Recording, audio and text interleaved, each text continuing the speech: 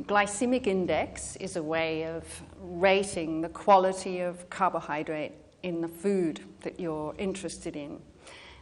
And the important point is that it's a quality of the carbohydrate. It tells you that the carbohydrate in that food is either making a large effect on your blood glucose response or a low effect on your blood glucose response.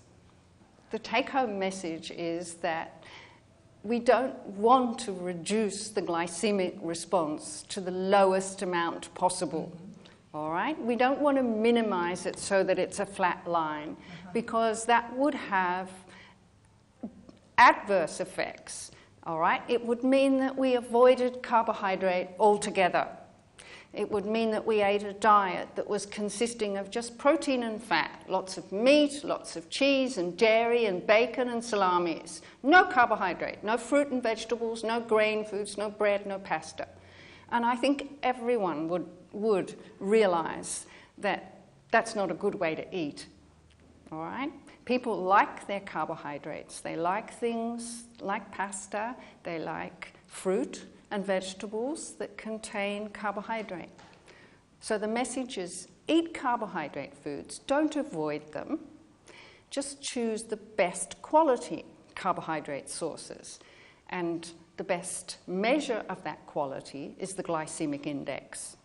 It can be summarized as eat slow carbs, not low carbs. And by slow, we mean that it's slowly digested and absorbed, so that it makes you feel fuller for longer, and it means that the blood glucose response is less pronounced because it's being absorbed more slowly.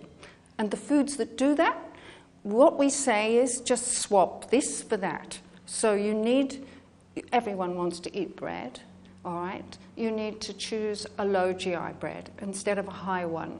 You need to know the brand of the food, and they need to have the manufacturer needs to test the glycemic index of that bread and tell the consumer that it's low GI by some mechanism, okay?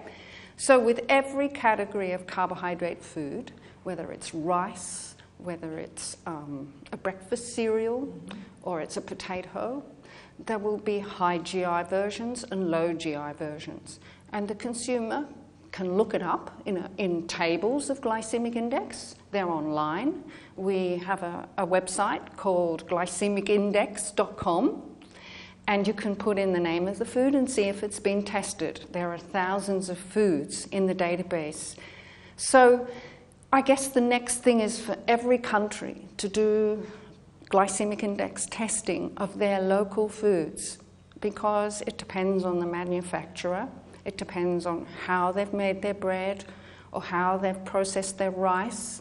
So really the glycemic index is in the hands of the food industry. They can alter their manufacturing and processing steps so that they have a low GI version of their food.